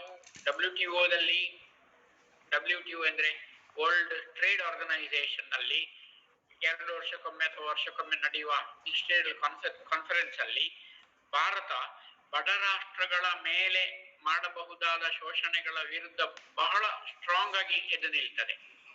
ಭಾರತ WTO ಕಾನ್ಫರೆನ್ಸ್ಗಳಲ್ಲಿ ಅತ್ಯಂತ ಹೆಸರುವಾಸಿ ಪಡೆದ ಒಂದು ದೇಶ ಆಗಿದೆ ಇತ್ತೀಚಿನ ವರ್ಷಗಳಲ್ಲಿ. ಕಾರಣ ಏನು ಹೇಳಿದ್ರೆ, ಈ ಶ್ರೀಮಂತ ರಾಷ್ಟ್ರಗಳು ಬಡ ರಾಷ್ಟ್ರಗಳ ಮೇಲೆ ಯಾವ ರೀತಿ ಒಂದು ದಬ್ಬಾಳಿಕೆ ಮಾಡ್ತವೆ, ಯಾವ ರೀತಿ ಅವುಗಳನ್ನ ಕಟ್ಟಿ ಹಾಕಲಿಕ್ಕೆ ನೋಡ್ತವೆ, ಯಾವ ಪಾಲಿಸಿಗಳ ಮೂಲಕ ಅದರ ಈ ಬಡ ರಾಷ್ಟ್ರಗಳ ಲಾಭವನ್ನು ಪಡಿಲಿಕ್ಕೆ ನೋಡ್ತವೆ. ಸೊ ಇದನ್ನೆಲ್ಲ ನಾವು ತುಂಬಾ ಸೆನ್ಸಿಬಲ್ ಆಗಿ ಗುರುತಿಸ್ತೇವೆ. ಯಾಕಂದ್ರೆ ಸುಮಾರು 500 ವರ್ಷಗಳ ಇತಿಹಾಸ ನಮ್ಮಲ್ಲಿದೆ. ಆ ಇತಿಹಾಸವನ್ನು ಓದಿದ್ದರಿಂದ, ಇತಿಹಾಸವನ್ನು ಮೆಲುಕು ಹಾಕಿದ್ದರಿಂದ, ಇತಿಹಾಸವನ್ನು ವಿಶ್ಲೇಷಣೆ ಮಾಡುವುದರಿಂದ ನಮಗೆ ಮುಂದಿನ ಸಮಯಕ್ಕೆ ಬೇಕಾದ ಜಾಗೃತಿ ನಮ್ಮಲ್ಲಿ ಉಂಟಾಗ್ತದೆ. ಈ ಕಾರಣಕ್ಕಾಗಿ ನಾವು ಈಗ ಬಲಿಷ್ಠ ರಾಷ್ಟ್ರವಾಗಿದ್ದೇವೆ ಮತ್ತೆ. ಸೊ ಒಂದು ಸಲ ಶೋಷಣೆಗಳಿಗಾಗಿ ಅತ್ಯಂತ ಬಲಹೀನ ರಾಷ್ಟ್ರವಾಗಿ ಗುರುತಿಸಿಕೊಂಡ ಭಾರತ ಮತ್ತೆ ಈಗ ಸ್ಟ್ರಾಂಗ್ ಆಗ್ತಾ ಇದೆ. ಈಗ ಬಹುಶಃ 5-6ನೇ ಸ್ಥಾನ ನಾವು ಇಕಾನಮಿಯಲ್ಲಿ ಮುಟ್ಟಿದ್ದೇವೆ. ಸೊ ಇದನ್ನೆಲ್ಲ ನಾವು ಒಂದು ಹೊಸ ಪಾಲಿಸಿ ಮಾಡುವಾಗ, ಅಂತಾರಾಷ್ಟ್ರೀಯ ಮಟ್ಟಕ್ಕೆ ನಮ್ಮ ಸಂಬಂಧಗಳನ್ನು ನಾವು ಬೆಳೆಸುವಾಗ, ನಮ್ಮ ಇತಿಹಾಸಗಳನ್ನು ನಾವು ಅಧ್ಯಯನ ಮಾಡಿಕೊಂಡು ಅದರಲ್ಲಿ ಅನುಭವಿಸಿದ ಕೆಟ್ಟ ಅನುಭವಗಳನ್ನ ಜಾಗೃತೆಯಾಗಿ ಬಳಸಿಕೊಂಡು ಮುಂದಿನ ಅಂತಾರಾಷ್ಟ್ರೀಯ ಮಟ್ಟದಲ್ಲಿ ನಾವು ಹೇಗೆ ಸಂಬಂಧಗಳನ್ನು ಇಟ್ಕೊಳ್ಬಹುದು, ಆರ್ಥಿಕತೆಯನ್ನ ಬೆಳೆಸಬಹುದು, ಸದೃಢ ಆರ್ಥಿಕ ಒಂದು ವಲಯವನ್ನು ನಾವು ರೂಪಿಸಿಕೊಳ್ಳಬಹುದು, ಅದರಲ್ಲಿ ಹೇಗೆ ಒಂದು ರೀತಿಯ ಲೀಡರ್ಶಿಪ್ ಅನ್ನು ಹೊಂದಬಹುದು ಎನ್ನುವುದಕ್ಕೆ ನಮಗೆ ಅನೇಕ ಮಾರ್ಗದರ್ಶನಗಳು ಇತಿಹಾಸದಲ್ಲಿ ಸಿಗ್ತದೆ. ಅಂದ್ರೆ ಇಕನಾಮಿಕ್ಸ್ ನಲ್ಲಿ ಕೂಡ ಮುಖ್ಯ ಸಬ್ಜೆಕ್ಟ್ ಬರುವಂತದ್ದು ಪ್ರೊಡಕ್ಷನ್, ಡಿಸ್ಟ್ರಿಬ್ಯೂಷನ್, ಕನ್ಸಂಪ್ಷನ್. ಇತಿಹಾಸದಲ್ಲಿ ಕೂಡ ಬರುವುದಿದೆ. ಪ್ರೊಡಕ್ಷನ್ ಹೇಗ್ ಮಾಡ್ತಾ ಇದ್ರು, ಅದನ್ನ ಡಿಸ್ಟ್ರಿಬ್ಯೂಷನ್ ಹೇಗ್ ಮಾಡ್ತಾ ಇದ್ರು, ವಿತರಣಾ ರೀತಿಗಳು ಹೇಗಿದ್ದವು, ಟ್ರೇಡ್ ಮಾಡ್ತಾ ಯಾವ ರೀತಿಯಲ್ಲಿ ಟ್ರೇಡ್ಗಳಾಗ್ತಿತ್ತು, ಯಾವ ರೀತಿಯಲ್ಲಿ ಅಲ್ಲಿ ಯಾವಾಗಲೂ ನಾನು ಹೇಳುದು ಅಂತಂದ್ರೆ, ನಮ್ಮ ಎಕನಾಮಿಕ್ಸ್ ನಲ್ಲಿ ನಾನೊಂದು ಹೊಸ ಟರ್ಮ್ ಅನ್ನು ಯೂಸ್ ಮಾಡಿದೆ. ಒಂದು ಕಾಲಕ್ಕೆ ಗಿಫ್ಟ್ ಇಕಾನಮಿ ಅಂತ ಹೇಳುವಂತ ಒಂದು ಕಾನ್ಸೆಪ್ಟ್ ಇತ್ತು. ಅಂದ್ರೆ ಹೆಚ್ಚು ಇದ್ದವರು ಇಲ್ಲದವರಿಗೆ ಗಿಫ್ಟ್ ಕೊಟ್ಟು ಅವರನ್ನ ಸಂತೈಸುವಂತದ್ದು, ಅವರಿಗೆ ಸಹಾಯ ಮಾಡುವಂಥದ್ದು. ಈಗ ಅದು ಹೋಗಿ ಈಗ ನಾವೇನ್ ಮಾಡ್ತೇವೆ ಅಂದ್ರೆ ಗ್ರ್ಯಾಂಟ್ ಇಕಾನಮಿ ಅಂತ ಒಂದು ಹೊಸ ಸ್ಟೈಲಿಗೆ ಹೊಂದಿಕೊಂಡಿದ್ದೇವೆ. ನಾವು ಏನಾದ್ರೂ ಸರ್ಕಾರದಿಂದ ಗ್ರಾಂಟ್ ಬಂದ್ರೆ ಮಾತ್ರ ನಾವು ಚಟುವಟಿಕೆಗಳನ್ನ ಮಾಡುವಂತದ್ದು. ಸೊ ಇದು ಗ್ರಾಂಟ್ ಅನ್ನ ಅವಲಂಬಿಸಿಕೊಂಡಿರುವ ಚಟುವಟಿಕೆಗಳು. ಮೊದಲು ಗಿಫ್ಟ್ ಅನ್ನ ಅವಲಂಬಿಸಿಕೊಂಡಿದ್ದ ಚಟುವಟಿಕೆಗಳು ಜಾಸ್ತಿ ಇತ್ತು. ಸೊ ಈ ರೀತಿ ಇತಿಹಾಸವನ್ನು ನೀವು ಓದುವುದರಿಂದ ಅನೇಕ ರೀತಿಯ ಕಾಲೇಜುಗಳು ನಿಮಗೆ ಗೊತ್ತಾಗ್ತದೆ, ಅನೇಕ ಈವೆಂಟ್ಗಳ ಬಗ್ಗೆ ಗೊತ್ತಾಗ್ತದೆ. ಈ ಈವೆಂಟ್ಗಳ ಪಾಸಿಟಿವ್ಸ್ ಏನು, ನೆಗೆಟಿವ್ಸ್ ಏನು ಅಂತ ಗೊತ್ತಾಗ್ತದೆ. ಅದರಿಂದ ನಮಗೆ ಮುಂದೆ ಫ್ಯೂಚರಿಗೆ ಪ್ಲಾನ್ ಮಾಡ್ಲಿಕ್ಕೆ ಬೇಕಾದ ದಾರಿ ಯಾವುದು, ಗೈಡೆನ್ಸ್ ಸಿಗ್ತದೆ. ಸೊ ಈ ರೀತಿ ಇತಿಹಾಸ ಮತ್ತು ಅರ್ಥಶಾಸ್ತ್ರ ಎರಡು ಒಟ್ಟಾಗುವುದರಿಂದ ಒಂದು ಸಮಗ್ರವಾದ ಪ್ಲಾನ್ಗಳನ್ನ, ಯೋಜನೆಗಳನ್ನ ಹಾಕಿಕೊಂಡು ಸದೃಢ ಆರ್ಥಿಕ ದೇಶವನ್ನು ನಾವು ನಿರ್ಮಿಸಲಿಕ್ಕೆ ಸಾಧ್ಯ ಆಗ್ತದೆ. ಆದ್ರಿಂದ ಇದು ದೇಶದ ದೃಷ್ಟಿಯಲ್ಲಿಯೂ ಹೌದು, ವೈಯಕ್ತಿಕವಾಗಿ ಕೂಡ ಹೌದು. ವೈಯಕ್ತಿಕವಾಗಿ ಕೂಡ ನಮ್ಮ ಆರ್ಥಿಕ ಅನುಭವಗಳು, ನಮ್ಮ ಹಿಂದಿನ ಅನುಭವಗಳು, ನಮ್ಮ ಹಿಂದಿನ ತಲೆಮಾರಿನ ಅನುಭವಗಳು ನಮಗೆ ಎಷ್ಟೋ ಸಹಾಯಕ ಆಗ್ತದೆ ಮುಂದಿನ ಸ್ಟೆಪ್ ಇಡುವುದಕ್ಕೆ. ಸೊ ವೈಯಕ್ತಿಕವಾಗಿ ಆಗಲಿ ಅಥವಾ ಒಂದು ಲಾರ್ಜರ್ ಮ್ಯಾಕ್ರೋ ಪರ್ಸ್ಪೆಕ್ಟಿವ್ ಅಲ್ಲಿ ಒಂದು ರಾಷ್ಟ್ರದ ದೃಷ್ಟಿಯಿಂದಾಗಲಿ ಈ ಸಬ್ಜೆಕ್ಟ್ಗಳು ಒಂದಕ್ಕೊಂದು ಪೂರಕವಾಗಿದೆ. ಅಂತರ್ಶಿಸ್ತು ದೃಷ್ಟಿಯಿಂದ ಇವುಗಳನ್ನ ಓದಿದಾಗ ಇತಿಹಾಸಕಾರನಾಗಲಿ ಒಬ್ಬ ಇಕನಾಮಿಸ್ಟ್ ಆಗಲಿ ಪರಿಪೂರ್ಣ ಜ್ಞಾನವನ್ನು ಹೊಂದಲಿಕ್ಕೆ ಸಾಧ್ಯ ಉಂಟು. ಅದು ಬಿಟ್ಟು ಅರ್ಥಶಾಸ್ತ್ರ ಬೇರೆಯೇ, ಹಿಸ್ಟ್ರಿ ಬೇರೆಯೇ, ಪೊಲಿಟಿಕಲ್ ಸೈನ್ಸ್ ಬೇರೆಯೇ, ಸೋಶಿಯಾಲಜಿ ಬೇರೆ ಅಂತ ಹೇಳುವ ಈ ನ್ಯಾರೋ ಥಿಂಕಿಂಗ್ ಏನಿದೆ, ಇದು ಬಹುಶಃ ನಮಗೆ ತುಂಬಾ ಜ್ಞಾನವನ್ನ ಸಂಗ್ರಹಿಸುವುದಕ್ಕೆ, ತುಂಬಾ ಜ್ಞಾನಿಗಳಾಗಿ ನಾವು ರೂಪುಗೊಳ್ಳುವುದಕ್ಕೆ ಅಡೆತಡೆ ಆಗಬಹುದು. ಇದು ನನ್ನ ಅಭಿಪ್ರಾಯ. ಒಂದು. ಎರಡನೇದು, ಈ ತಿಳುವಳಿಕೆ ಕೂಡ ಹಾಗೆ. ಈ ತಿಳುವಳಿಕೆ ಅಥವಾ ಜ್ಞಾನ ಅಂತ ಏನ್ ನಾವು ಹೇಳ್ತೇವೆಯೋ, ಇದರಲ್ಲಿ ಕೂಡ ಇರುವಂತಹ ದೊಡ್ಡ ಚಾಲೆಂಜ್ ಈಗಿನ ಪರಿಸ್ಥಿತಿಯಲ್ಲಿ ಹೊಸ ಹೊಸ ಜ್ಞಾನವನ್ನ ಸೃಷ್ಟಿಸುವುದು ಹೇಗೆ, ಪ್ರೊಡಕ್ಷನ್ ಜ್ಞಾನಗಳನ್ನು ಪ್ರೊಡಕ್ಷನ್ ಮಾಡುವುದು ಹೇಗೆ, ಆಮೇಲೆ ಈ ಪ್ರೊಡಕ್ಷನ್ ಆದ ಜ್ಞಾನಗಳನ್ನ ನಾವು ವಿತರಿಸುವುದು ಹೇಗೆ. ಈಗ ನೀವೆಲ್ಲ ಬಹುಶಃ ಹೊಸ ಶಿಕ್ಷಣ ನೀತಿಯ ಸಾರಾಂಶಗಳನ್ನೆಲ್ಲ ತಿಳಿದಿದ್ದೀರಿ. ಸೊ ಇಲ್ಲಿ ಒಂದು ದೊಡ್ಡ ಮಾರ್ಪಾಟ ಆಗ್ತದೆ. Dissemination of knowledge in very different way. ಇಷ್ಟರವರೆಗೆ ಈಗ ಕಳೆದ 30 ವರ್ಷದಲ್ಲಿ ಇದ್ದ ಒಂದು ಸಿಸ್ಟಮ್ ಏನಿತ್ತು ಅದೀಗ ಒಂದು ಸಂಪೂರ್ಣವಾಗಿ ರೂಪುಗೊಳ್ಳುತ್ತದೆ. ಯಾಕೆಂದ್ರೆ ಈ ಪರಿಸ್ಥಿತಿಯಲ್ಲಿ ಈ ತಿಳುವಳಿಕೆಯನ್ನ ನಾವು ಬರೇ ಒಂದು ಡಿಸ್ಕ್ರಿಪ್ಟಿವ್ ಆದ ಅಥವಾ ಕೆಲವು ಕಥಾರೂಪದಲ್ಲಿ ವಿಷಯಗಳನ್ನ ತಿಳಿದ್ರೆ ಸಾಕಾಗೋದಿಲ್ಲ. ಅದನ್ನು ಕಲಿಯುವುದರ ಜೊತೆಗೆ ಆ ಕಲಿತ ವಿದ್ಯೆಯನ್ನ ನೀವು ಅಡಾಪ್ಟ್ ಮಾಡಿಕೊಳ್ಳುವುದಕ್ಕೆ, ಅದನ್ನ ಮತ್ತೆ ಪುನಃ ಎಲ್ಲಿ ಆದ್ರೂ ನೀವು ಮುಂದೆ ಒಂದು ಜಾಬಿಗೆ ಹೋದಾಗ ಅಲ್ಲಿ ಅದನ್ನ ಪ್ರಯೋಗಿಸುವುದಕ್ಕೆ, ಈಗ ನಾವೇನ್ ಹೇಳ್ತೇವೆ ಅಂದ್ರೆ ಎಂಪ್ಲಾಯಬಿಲಿಟಿ. ನಾವು ಎಂಪ್ಲಾಯ್ ಆಗ್ತೇವೆ, ಆದ್ರೆ ನಮ್ಗೆ ಏನ್ ಕೆಲಸ ಮಾಡಬೇಕು, ಹೇಗೆ ಕೆಲಸ ಮಾಡಬೇಕು ಅನ್ನೋ ಸ್ಕಿಲ್ ಇರುವುದಿಲ್ಲ. ಸೊ ಈ ಸ್ಕಿಲ್ ಫಾರ್ಮೇಶನ್ ಎನ್ನುವುದು ಅತ್ಯಂತ ಹೆಚ್ಚು ಪಾಲಿಸಿ ಮೇಕರ್ಸ್ ಗಳಿಗೆ ಅಟ್ರಾಕ್ಷನ್ ಆಗಿದೆ, ಅವರ ಗಮನಕ್ಕೆ ಬಂದಿದೆ. ಸ್ಕಿಲ್ ಇಲ್ಲದೆ ಇರುವ ಗ್ರಾಜುಯೇಟ್ಸ್ ತುಂಬಾ ಇದ್ದಾರೆ. ಆದ್ರಿಂದ ಗ್ರಾಜುಯೇಷನ್ ಲೆವೆಲ್ ಅಲ್ಲಿ ಅವರು ಸ್ಕಿಲ್ ಫಾರ್ಮೇಶನ್ಗೆ ಹೆಚ್ಚು ಫೋಕಸ್ ಕೊಡಬೇಕು. ಸೊ ನ್ಯೂ ಇಕನಾಮಿಕ್ ಪಾಲಿಸಿಯನ್ನ ಅವರು ಮಾಡುವಾಗ ಇತಿಹಾಸವನ್ನು ಗುರುತಿಸಿದ್ದಾರೆ. ಈ 1980 ಇಸವಿಯಲ್ಲಿ ಒಂದ್ಸಲ 86ರಲ್ಲಿ ಒಂದು ಶಿಕ್ಷಣ ನೀತಿ ಬಂದಿತ್ತು. ಅಲ್ಲಿ ಅದಕ್ಕಿಂತ ಹಿಂದಿನ ಶಿಕ್ಷಣ ನೀತಿಯಲ್ಲಿದ್ದ ನ್ಯೂನ್ಯತೆಗಳೇನು ಅದನ್ನ ಹೋಗಲಾಡಿಸಿ ಅದನ್ನ ಹೊಸ ರೂಪವನ್ನು ಕೊಟ್ಟರು. ಸೊ ಈಗ ಮತ್ತೆ ಪುನಃ ಇನ್ನೊಂದು ಹೊಸ ರೂಪವನ್ನು ಕೊಡ್ತಾರೆ. ಸೊ ಸಮಯದಿಂದ ಸಮಯಕ್ಕೆ ಹಿಂದೆ ನಾವು ಅನುಭವಿಸಿದ ಅನುಭವಗಳಲ್ಲಿದ್ದ ಕೊರತೆಗಳನ್ನು ಗುರುತಿಸಿ ಅವುಗಳನ್ನ ಹೇಗೆ ಹೋಗಲಾಡಿಸಿ ಮುಂದಿನ ಜನಾಂಗಕ್ಕೆ ಉಪಯುಕ್ತವಾಗುವ ರೀತಿಯ ಶಿಕ್ಷಣವನ್ನ ಕೊಡಬೇಕು. ಸೊ ಇದು ನಾಲೆಜ್ ಡೆಸಿಮಿನೇಷನ್ ಬಗ್ಗೆ. ಸೊ ಈಗ ಅದು ಟೋಟಲ್ ಸ್ಟ್ರಕ್ಚರ್ ಅನ್ನೇ ಬದಲಾಯಿಸಿದ್ದಾರೆ. ಮೊದಲಿದ್ದ ಅದೇನು 10ನೇ ಕ್ಲಾಸು, ಮತ್ತೆ ಪುನಃ 2 ವರ್ಷ ಪ್ರೀ ಯೂನಿವರ್ಸಿಟಿ, 3 ವರ್ಷ ಡಿಗ್ರಿ, 2 ವರ್ಷ PG, 1 ವರ್ಷ MPhil, ಈ ರೀತಿಯ ಏನು ಸ್ಟ್ರಕ್ಚರ್ ಇತ್ತೋ ಅದೇ ಈಗ ಸಂಪೂರ್ಣ ಬದಲಾಗಿದೆ. ಸೊ ಇದು ಪರಿಸ್ಥಿತಿಗೆ ಅನುಗುಣವಾಗಿ ಮತ್ತೆ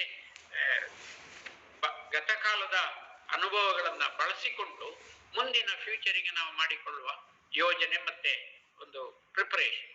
ಸೊ ಇದರಿಂದ ನಾವು ನಮ್ಮನ್ನ ತಿದ್ದಿಕೊಳ್ಳಿಕ್ಕಾಗ್ತದೆ, ಎಲ್ಲಿ ತಪ್ಪು ಮಾಡಿದ್ದೇವೆ ಅದನ್ನು ಹೇಗೆ ಸರಿಪಡಿಸಿ ನಾವು ಸರಿದಾರಿಯಲ್ಲಿ ಹೋಗಬಹುದು. ಅದರಿಂದ ಇತಿಹಾಸ ಎನ್ನುವುದು ಬಹುಶಃ ಎಲ್ಲಾ ಸಬ್ಜೆಕ್ಟ್ಗಳಿಗೂ ಒಂದು ಗೈಡ್ ಲೈನ್, ಒಂದು ದಾರಿದೀಪ. ಅದು ಹಿಂದಿನ ಘಟನೆಗಳನ್ನ ನೀವು ತುಂಬಾ ದೂರಕ್ಕೆ ಕರೆದುಕೊಂಡು ಹೋಗ್ತದೆ. ಅಲ್ಲಿ ಅನೇಕ ಘಟನೆಗಳಲ್ಲಿ ನಿಮಗೆ ಅನೇಕ ವಿಷಯಗಳು ಸಿಗ್ತವೆ. ಆ ವಿಷಯಗಳು ನಾವೇನು ಮಾನವ ಯೋಗಕ್ಷೇಮವನ್ನೇ ಫೋಕಸ್ ಆಗಿ ಇಟ್ಟುಕೊಂಡಿರುವ ಎಲ್ಲಾ ಸಬ್ಜೆಕ್ಟ್ಗಳಿಗೆ ಇದು ಅತ್ಯಂತ ಒಂದು ಪ್ರಖರವಾದ ದಾರಿದೀಪ ಆಗ್ತದೆ ಇತಿಹಾಸ.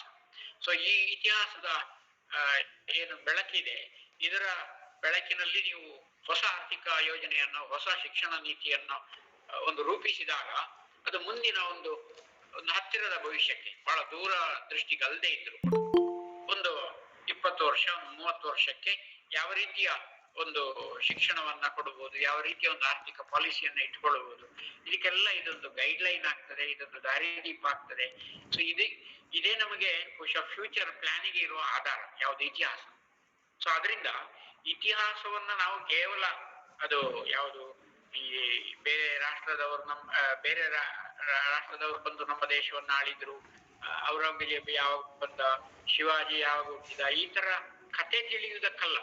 ಅದರಲ್ಲಿ ಅನೇಕ ಘಟನೆಗಳಿಂದ ನಾವು ಅನೇಕ ವಿಷಯಗಳನ್ನ ಸಿಂಥಸೈಸ್ ಮಾಡಿ ಪಡೆಯುವುದಕ್ಕೆ ಸಾಧ್ಯ ಇದೆ. ಅನೇಕ ಡಾಕ್ಯುಮೆಂಟ್ಗಳು ಇದೆ.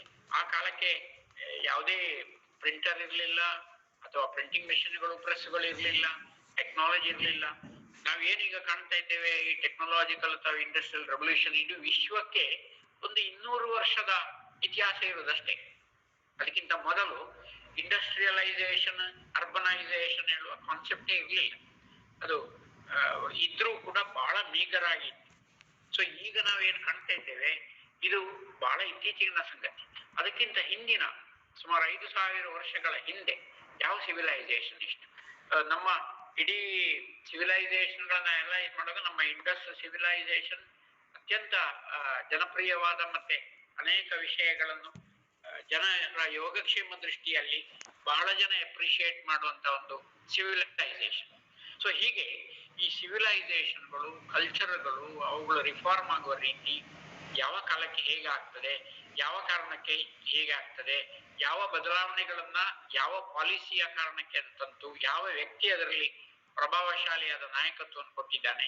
ಸೊ ಈ ರೀತಿಯ ಸಂಗತಿಗಳನ್ನ ನೀವು ವಿಶ್ಲೇಷಣೆ ಮಾಡಿ ತಿಳಿದಾಗ ನಿಮಗೆ ಮುಂದೆ ಅಲ್ಲಿ ಆದ ಅನಾಹುತಗಳ ಜಾಗ್ರತೆ ಮುಂದಿನ ಫ್ಯೂಚರ್ ಪ್ಲಾನ್ಗಳಿಗೆ ತುಂಬಾ ಸಹಾಯಕ ಆಗ್ತದೆ. ಇಕನಾಮಿಕ್ಸ್ ಅಂತ ಹೇಳೋದು ಹೆಚ್ಚು ವರ್ತಮಾನ ಮತ್ತೆ ಫ್ಯೂಚರ್ ಪ್ರೆಡಿಕ್ಷನ್ ಬಗ್ಗೆ ಪ್ಲಾನ್ ಮಾಡೋದ್ರ ಬಗ್ಗೆ ಇದ್ರೆ, ಹಿಸ್ಟ್ರಿ ಅದಕ್ಕೆ ಬೇಕಾದ ಒಂದು ಉಪಯುಕ್ತವಾದ ಮತ್ತೆ ಸದೃಢವಾದ ಪ್ಲಾಟ್ಫಾರ್ಮ್ ಅನ್ನು ಕೊಡುತ್ತದೆ. ಸೊ ಈ ರೀತಿ ಇತಿಹಾಸ ಮತ್ತು ಅರ್ಥಶಾಸ್ತ್ರ, ಅದರ ಜೊತೆಗೆ ಸಮಾಜಶಾಸ್ತ್ರ, ರಾಜಕೀಯ ಶಾಸ್ತ್ರ, ಇದು ಕೂಡ ಅಷ್ಟೇ ಒಂದಕ್ಕೊಂದು ಹೊಂದಿಕೊಂಡಿರುವ ಸಬ್ಜೆಕ್ಟ್ಗಳು.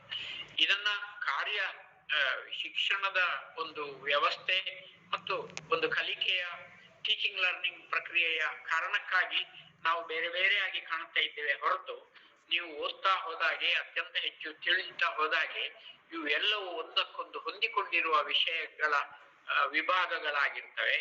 ಆದ್ದರಿಂದ ಹೈಯರ್ ಎಜುಕೇಶನ್ಗೆ ಬಂದವರು ನಾವು ಈ ಎಲ್ಲಾ ಸಬ್ಜೆಕ್ಟ್ಗಳನ್ನ ಅಂತರ್ಶಿಸ್ತು ಅಪ್ರೋಚ್ ನಲ್ಲಿ ಓದಬೇಕಾದ್ದು ತಿಳಿಬೇಕಾದ್ದು, ಯೋಚಿಸಬೇಕಾದ್ದು, ವಿಮರ್ಶೆ ಮಾಡಬೇಕಾದ್ದು, ವಿಶ್ಲೇಷಣೆ ಮಾಡಬೇಕಾದ್ದು ಬಹಳ ಅಗತ್ಯ.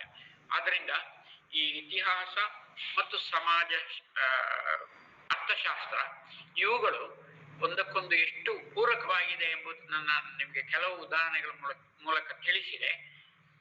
ಬಹುಶಃ ಇದು ಬಹಳ ಒಂದು ಒಳ್ಳೆ ಅಭಿವೃದ್ಧಿ. ಹೊಸ ಎಜುಕೇಶನ್ ಪಾಲಿಸಿಯಲ್ಲಿ ಈ ರೀತಿಯ ಪ್ರಯತ್ನಗಳು ನಡೆಯುವುದು ಬಹಳ ಒಳ್ಳೆಯದು. ಸೊ ಭಟ್ಕಳದ ಫಸ್ಟ್ ಗ್ರೇಡ್ ಗವರ್ಮೆಂಟ್ ಕಾಲೇಜನ್ನು ನಾನು ಮತ್ತೊಮ್ಮೆ ಅಪ್ರಿಷಿಯೇಟ್ ಮಾಡ್ತೇನೆ. ಅದರಲ್ಲಿಯೂ ಮೇಡಮ್ ವೈಶಾಲಿ ಅವರು ಈ ವಿಷಯದ ಬಗ್ಗೆ ಅತ್ಯಂತ ಕಾಳಜಿಯಿಂದ ವಹಿಸಿ ಈ ರೀತಿಯ ಒಂದು ವ್ಯವಸ್ಥೆ ಮಾಡಿ ವಿದ್ಯಾರ್ಥಿಗಳಿಗೆ ಅಂತರ್ಶಿಸ್ತಿನ ಒಂದು ಆಧಾರದಲ್ಲಿ ಹೇಗೆ ಅರ್ಥಶಾಸ್ತ್ರ ಮತ್ತು ಇತಿಹಾಸವನ್ನು ನೋಡಬಹುದು ಎನ್ನುವ ಒಂದು ಯೋಚನೆಗೆ ಹಚ್ಚಿದ್ದಾರೆ. ಅವರನ್ನ ನಾನು ನಿಮ್ಮೆಲ್ಲರ ಪರವಾಗಿ ಮತ್ತೊಮ್ಮೆ ಅಭಿನಂದಿಸಿ, ನನಗೆ ಈ ಅವಕಾಶ ಮಾಡಿಕೊಟ್ಟದ್ದಕ್ಕೆ ಅವರಿಗೆ ಧನ್ಯವಾದಗಳನ್ನು ಹೇಳಿ ಎಲ್ಲರಿಗೂ ನಮಸ್ಕಾರ. ಎಲ್ಲವನ್ನು ಅಂತರ್ಶಿಸ್ ದೃಷ್ಟಿಯಲ್ಲಿ ಹೆಚ್ಚೆಚ್ಚು ಜ್ಞಾನಾರ್ಜನೆಯ ದೃಷ್ಟಿಯಲ್ಲಿ ನಾವು ಓದುವ, ಕಲಿಯುವ ಅಂತ ಹೇಳಿ ನನ್ನ ಮಾತುಗಳನ್ನು ಮುಗಿಸ್ತೇನೆ. ನಮಸ್ತೆ. ನಮಸ್ತೆ ಸರ್.